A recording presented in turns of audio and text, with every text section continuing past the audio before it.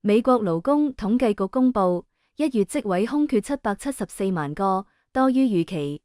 上周五公布的2月非農業新增職位亦較預期少，市場擔心數據反映經濟正步入衰退。投資者預料聯儲局5月減息機會升至近一半，估計年內有機會減息3次，每次0.25厘。美國威脅向多個貿易夥伴加徵關稅，政策不確定亦加劇經濟衰退風險。渣打財富方案高級投資策略師陳正樂指出，近期美國經濟數據表現較為參差，但並非一面倒轉差。美國的關稅措施亦為填補日後國內減稅造成的收入缺口，政府削減人手亦能減少財政浪費。陳正樂相信，美國經濟硬着陸風險未有顯著升溫，預料今年經濟仍可保持增長。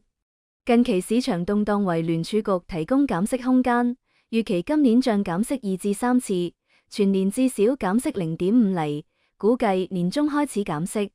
他又預料10年期債息未來12個月可能於4厘至4.25厘之間波動。